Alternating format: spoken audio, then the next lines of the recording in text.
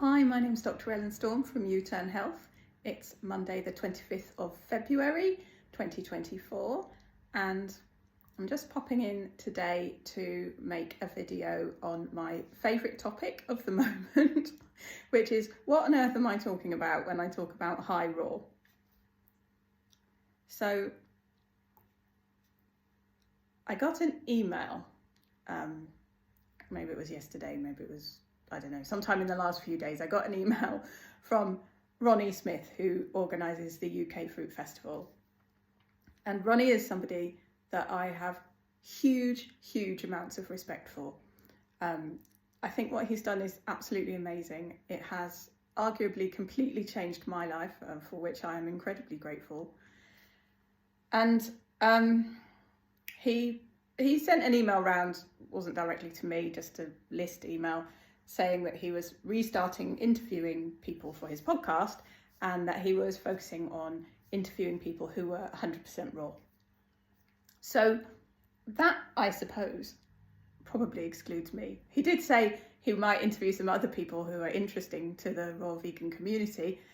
And I don't know, I think I might have some interesting things to say. But yeah, essentially, I suppose, because I have this sort of slogan here behind me, low fat, high raw, plant-based, that rules me out. Now,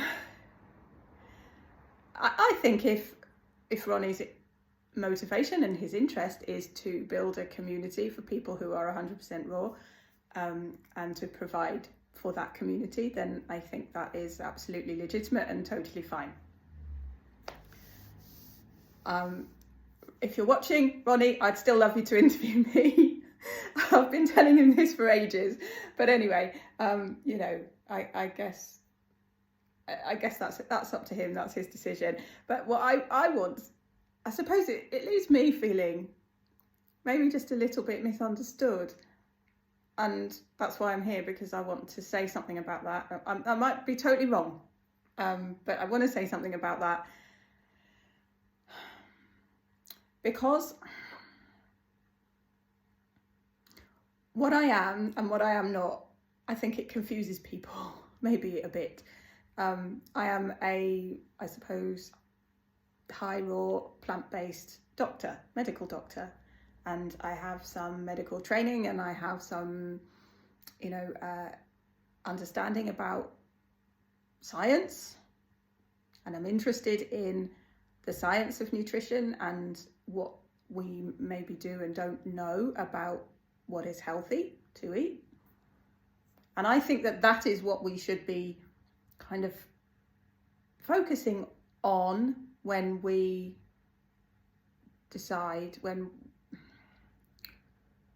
maybe as individuals, that's something we need to think about and we need to take into account, is what is our kind of level of scientific knowledge around this at the present point in time. And that's with the caveat that I don't think we have much scientific knowledge about the raw vegan plant-based diet at all, but we're starting to kind of get some more now. But so that's what I'm interested in talking about, and I'm interested in science from a social sciences perspective as well. And what that means is looking at actually, well, how does science operate in society, and how does what we study and what we learn, like, how is that influenced? What are the questions? Who's funding it, and who's making the decisions about what questions we should be asking? And these are all really important because basically nobody's doing any research into raw food. Like, not much. There are a few, but it's scanty compared to the huge, great volume of research that there is around various types of cooked food diets. So what I am definitely not, and I've known this for a long time, I'm never going to be, is an internet guru of the type of a person who is maybe a health coach or an online persona, if you like, who is saying, do what I do because I do it and I've got these results. So I think that there are a lot of people out there doing great work. I'm not knocking it at all. In fact, I really want to be able to support those people. That's kind of one of the things that I think I can do. One of the things I want to be able to do is support all of those people out there who are doing this great work of teaching people about raw food and about plant-based diets, and who are supporting people and acting as coaches and mentors and that sort of thing, and to be able to provide resources and support. So that's one part of the thing what I think that I can offer. But there are a lot of people, if you go onto the internet, who are essentially saying, I've done this, I've been successful at it, I've got these great results, look at the body, look at, the skin clearing up, or, the weight loss or whatever.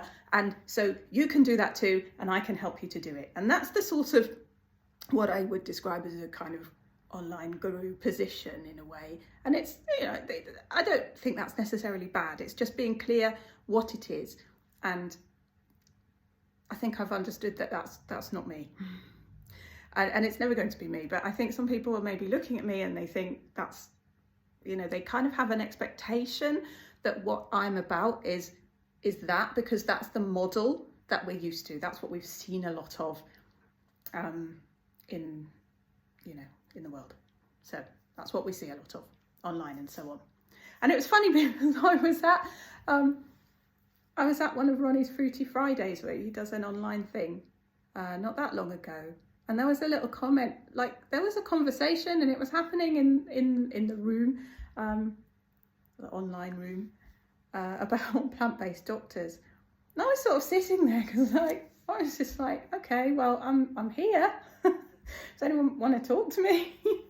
But it was all about the kind of big names in America, mostly white men. And that's, an interesting aspect, I think, of the kind of plant-based movement. So maybe, again, there are things about me where I don't fit into a particular mold, and I don't fit into a particular set of expectations that people have around what a plant-based doctor should look like.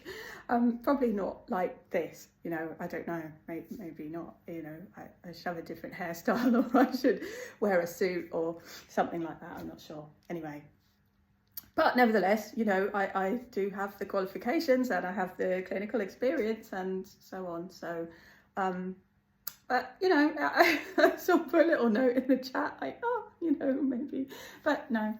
Anyway, so it's funny really when I'm sitting here, just not like mostly feeling like I'm just chatting to myself really. Like maybe 20 or 30 people might watch this video. I don't know. And okay, so that position, which is do as I have done, I can teach you to do what I did and get the results that I have got. That works if you're selling services to a specific narrow target group of individuals. So lots of people will do their coaching business and they will not target, that's a horrible word, isn't it? But they will offer their services to people who are similar to them. Women coach women and men coach men, and of a similar age range and whatever usually. And if I was going to do it, maybe it would be probably middle-aged women, if that was my main purpose of what I want to do here, which by the way, I do offer coaching one-to-one, and if you want it, that's fine, come talk to me and we'll sort something out. But it's not kind of what all this is really about. It's not really what I want to build and what I want to achieve here with U-Turn Health. So I think that's quite important to distinguish. What I want to build, what I want to make happen in this country, in the UK, although it may have, it may be of value to people in other countries, but broadly they're kind of as a starting point, is a professional service, education and support service for people who want to transform their health, turn their health around using diet.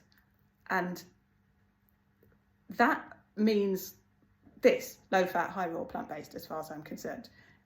It can't be anything else, or it certainly can't be less than this, which is not to say I'm saying you should eat high raw rather than 100% raw. I'm not. It absolutely, if you want the absolutely best health results possible, eat 100% raw.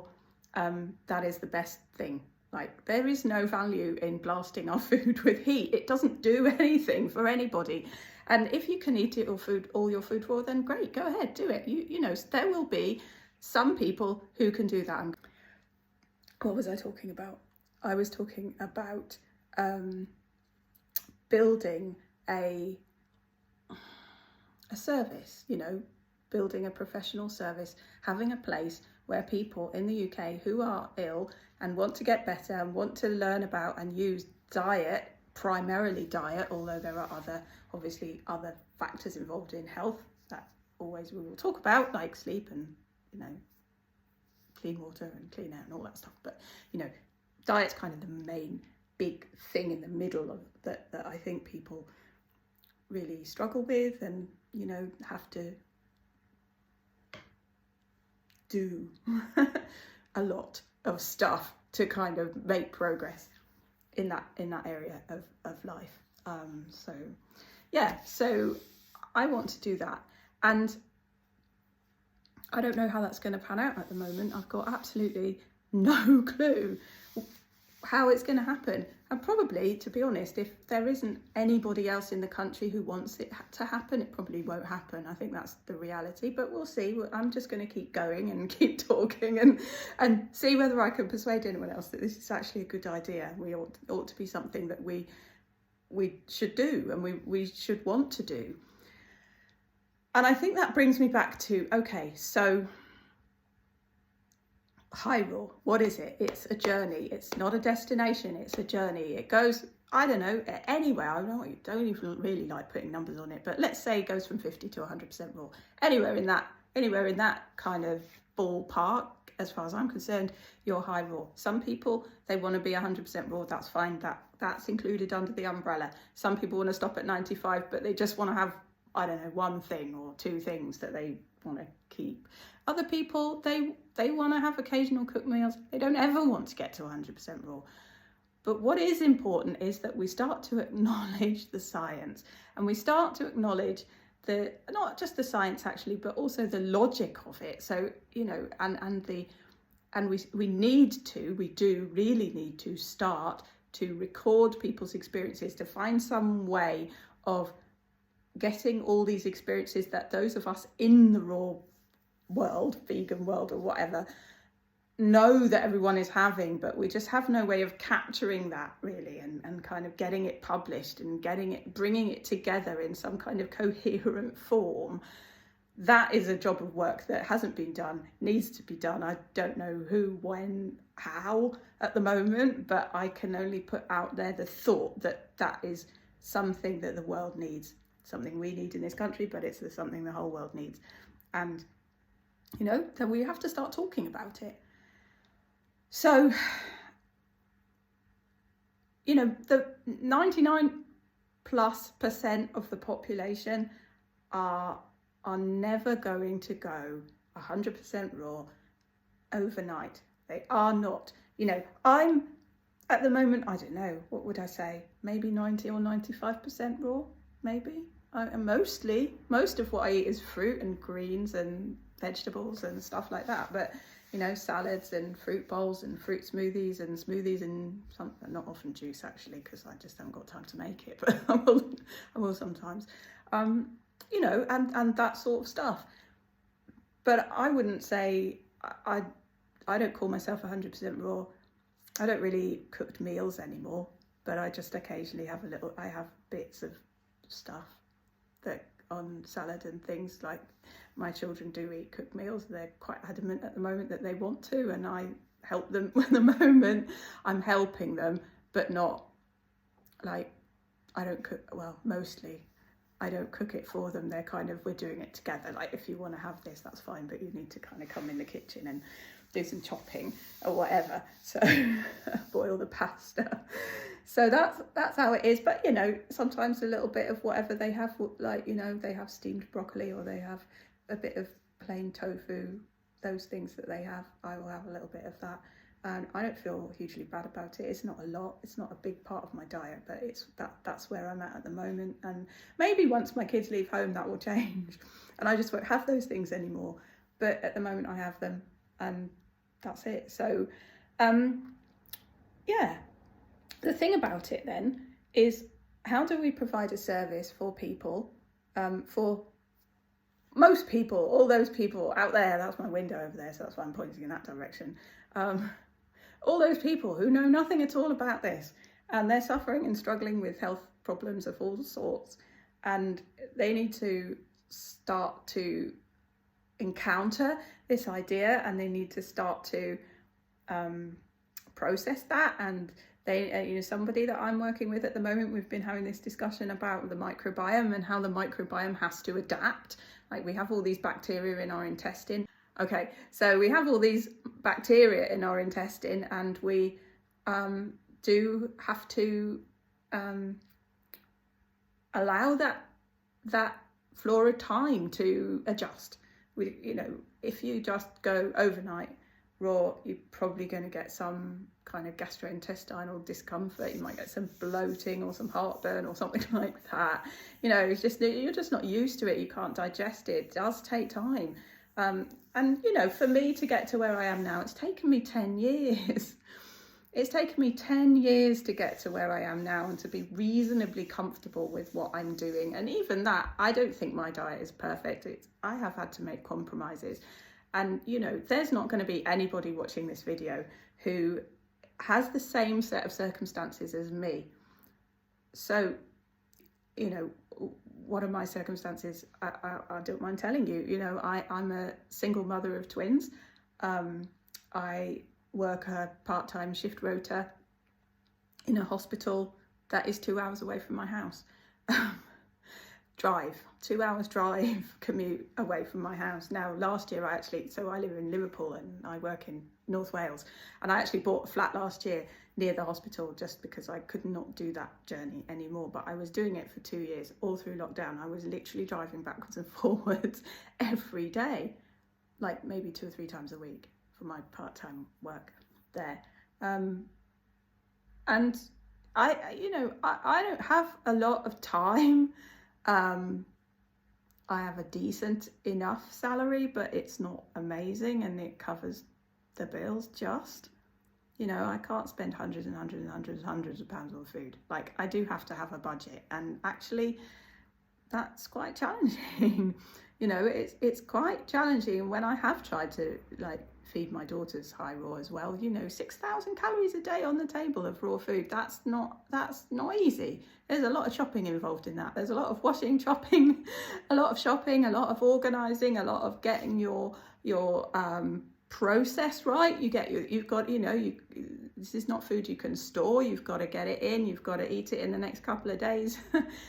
A lot of it, you know, to some extent, but there's a flow through when you're providing for a large number of people, and, well, family, or whether it's 3 or 100 on a fruit festival. But, you know, it takes planning, it takes time, you have to go shopping, you have to do all of that stuff, you know, and that has been a challenge for me. So some of the compromises I have been made, financial or you know, practical things, plus obviously the fact that my daughters don't want to eat only fruit, and they're old enough to be able to say, I'm not going to force them to do that now. They've been to 4 fruit festivals. They know what it's all about.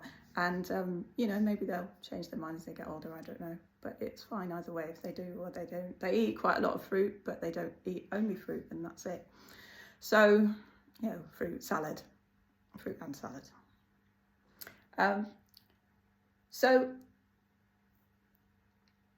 So the point of this is it's about transition. It's about helping people with that process of transition. Even Doug Graham has said he took 10 years, but it was 40 years ago, and maybe he's mostly forgotten about it. I don't know. Or, 10 years is a long time when you're in the middle of it.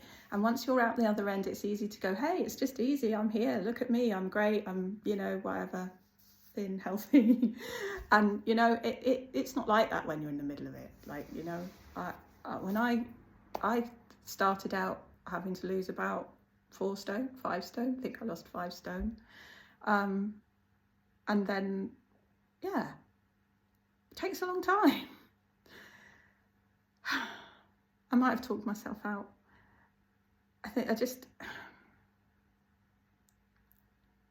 I suppose the thing is, how can I summarise this properly? We're very used to people coming on the internet and saying, do as I do, and this is what I recommend. You should do it too. You should do 100% raw, or you should do high raw. And here are some recipes, and here are some meal plans, and you can just get onto that. And I don't really think it works like that. I think most of us who are maybe have been on a journey for a longer period of time, you try all these things. They're all part of that journey. You try them all, you do a little bit of this and a little bit of that. If I was working with you as a coach, we would be talking about where you are now and where you want to get to, what your goals are, what your personal circumstances are, what your situation is, and how we can make a practical plan to move you forwards. And I'm definitely not here to say, hey, just do it 100% overnight. Some people can do that, absolutely. And if that is that person, but I think from what I've seen, the only people who really are successful at that, they have certain characteristics. They are adult. They generally don't have dependents. They have income. They're solvent. They have a job or some form of income.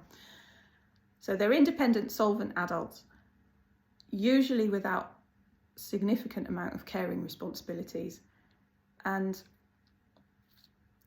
they're either single or they're in a relationship with someone else who's doing the same thing, usually another raw vegan who they've met somewhere. So we were just talking about people who are successful at overnight transition or relatively rapid transition from a cooked diet to a raw vegan diet, and what the characteristics of those people are. So I was just saying that they are generally adult, independent adults, solvent independent adults. They have money, they have what in the social sciences we call agency, which means that they have a reasonable amount of control over their life and what they do. And they're also good people to work with as a coach because they can pay you.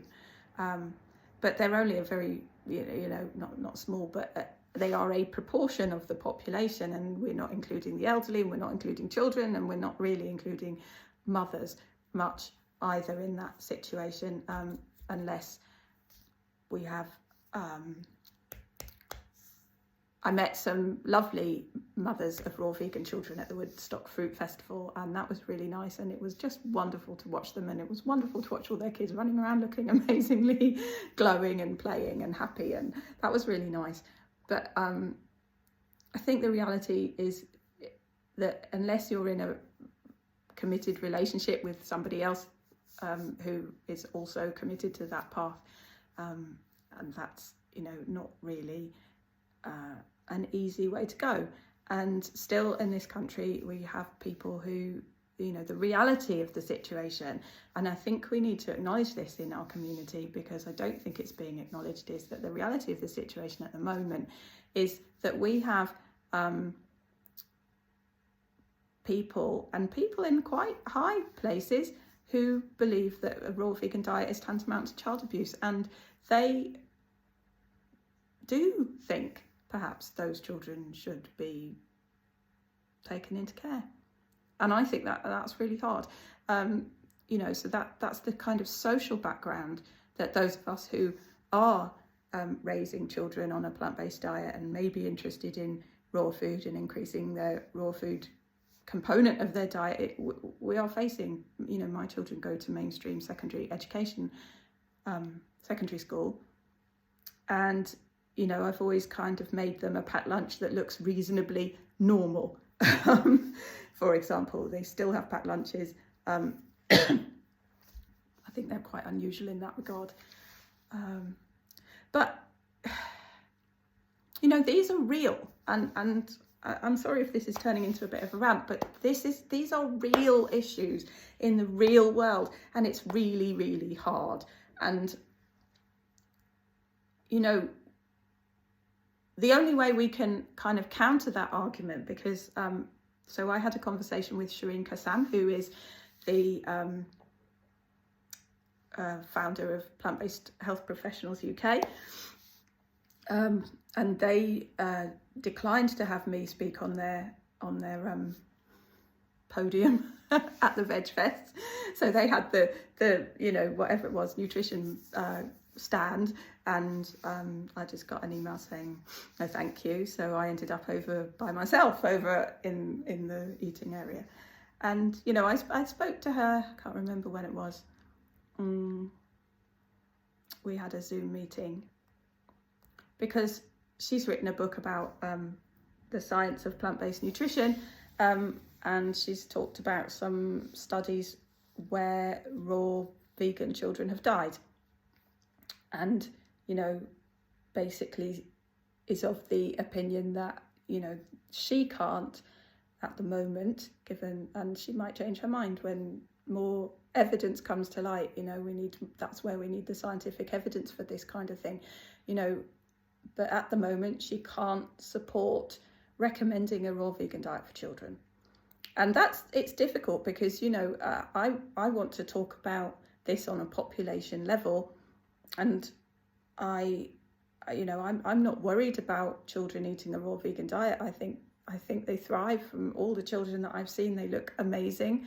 I don't think it's any different if you give your raw vegan child whether if you give them a supplement or you give your plant-based child a supplement, because they're recommending B12 supplements and other things for vegan children generally anyway. So yes, I think that probably holds true for raw vegan children as well. But I suppose all I'm trying to say is whatever you recommend to a population has to be applicable to the whole of that population. It has to be safe for the whole of that population. And that's what I'm interested in. I'm interested in what can be recommended to the whole population, not just to a small subset of people who can afford a particular lifestyle. So, I want to move away from that idea of lifestyle and more towards, well, how can we as a society move more in this direction? How can we start to support each other and help our family and our friends to be able to do this as well, not just ourselves? And these are questions that need to be answered. I don't have the answer to all of them. I don't have the answer to lots of things, but I'm not a person who's going to say that I have an answer. And I think there are lots of people out there who will say, this is the answer, rather than say, do you know what, sometimes we just don't know. There are lots of things that we don't know at the moment. So this is going to end up being a half-an-hour video, but that brings me on to the last thing that I think I wanted to say. And sorry, I'm allergic to my guinea pig's hay, which is why I keep doing this, because I've been putting their hay out, and I did wash my hands afterwards, but even so, it's kind of, hay fever. Only a little bit, like just slightly annoying, but I guess it's springtime as well, isn't it? And I'm looking outside at my magnolia trees, all the blossoms are out, it's beautiful. So yeah, little, got a bit of an itchy nose. Anyway, let's carry on. So I wanted to talk about my book. I haven't made a video for a while, and then I come on and make a half-an-hour video, and this is what I do all the time. This is not consistent. Everyone keeps telling me I need to be consistent and post 3-minute videos every day instead of one half-an-hour video a month. I struggle, but I'm doing my best. Okay, so I did make a decision to maybe make less videos and focus on finishing my book. And the reason I want to do that is because all of these things that I'm talking about are in there, and I think it's going to be really important. Actually, it's quite hard for me to explain what the things I want to explain and about U-turn health and what it is and where it's come from without it. And it's taken me 5 years to write. It's written, but it's just editing. I'm just doing a final edit now. I'm going through it with a fine-tooth comb, page by page, and there are 300 something pages for the first volume, and it's in 2 volumes, so probably about 600-700 pages. So I've made myself an Excel spreadsheet, and I'm going to try and do 10 pages a week, which is quite challenging because it does take time. There's a lot of still a lot of things I need to change around. So yeah, and checking everything, but it will be worth it in the end. So I'm hoping if I can stick to my plan, I will have book 1 finished by November. No, I will have book 1 finished by the end of August. So hopefully I could get it printed by the end of November and actually available before Christmas. That's my aim for book 1. And for book 2, by another 6 months later will be March, and hopefully sort of out by the summer. So that's the kind of timescale I'm looking at. I don't know if I'm going to achieve it. It kind of depends on a whole load of other things, like, you know, the last month I haven't posted any videos, and I've had a couple of really big cases to deal with at work. I've had to write a couple of reports. Like, those have taken me ages. So, you know, and they just, like, comes up every now and again, and that has to be dealt with. I have to do it. So that's kind of have my head there. And then I've started to put my head down and really try and do the book.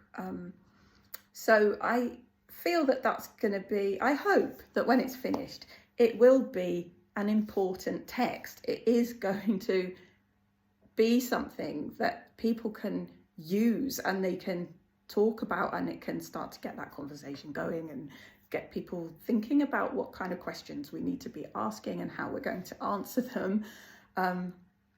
So I hope that it will have that function. I also hope that it will be kind of a foundation for what I want to do moving forward with U-turn health. So I think what I really want to do is set up, when I say an education and support service, I want to be a place where people can come and study and learn and be supported in that process. So that might be individuals who want to improve their own health and they want to do that. They want to take some courses. They want, you know, it might be people who are coaches, who are working, or health professionals who want to get a certification in a particular area. It might be people working in the food industry who want to bring an offer to the table, who want to understand a bit more about what this is about and how they can serve their customers. And, you know, so there's various different things. Maybe we could start to talk about the terrible food that's being served in hospitals and schools and stuff like that, and do some work around that. There are people doing good work around that already. So things like pro-veg and stuff within the plant-based world. But again, that's not something that's kind of come together with the sort of the discussions around raw are mostly around a lifestyle for this particular subset of people that I've been talking about, and it's not really feeding into, at the moment, things like hospitals and schools and, you know, workplaces and things like that, which I think it will happen because it will follow what I envisage, what I anticipate is that, as you know, we've seen this huge growth in the vegan movement, and there's a transition people go through. So lots of people have made that vegan transition, but actually there's a lot of junk food. There's a lot of, you know, it's just not ideal. The cooked vegan diet is still not ideal. And there are going to be people who are going, I'm not really getting the results that I want. And then you've only got 2 choices. You can either go in one direction, which is back to your previous omnivorous cooked food diet, and, you know, you're only going to get the results. If you do what you've always done, you're going to get what you've always got. So you're going to go back to getting the results you were getting, or you can move forwards. And that means forwards into high raw and into 100% raw. That's the only direction there is to go after cooked vegan. That's the next step in the nutrition transition. And I think there's going to be a lot of people in that place, probably is already. So that's what I'm here for. That's what I want to do. But I am going to take a little bit of a step back for the next 6 months to a year. I'm still here. I am available. If you need me, get in touch. But I am going to be focusing on the book writing. I think that's really essential. I think that's the thing that became very clear to me when I went to the Woodstock Fruit Festival, and I went to all the stalls and talked to people who had their books there, and I didn't. So yeah, there we are. That's what needs to happen next. Okay, lovely chatting. Thank you for listening. Sorry it was so long. Have a lovely day. Enjoy the springtime. See you again soon. Bye.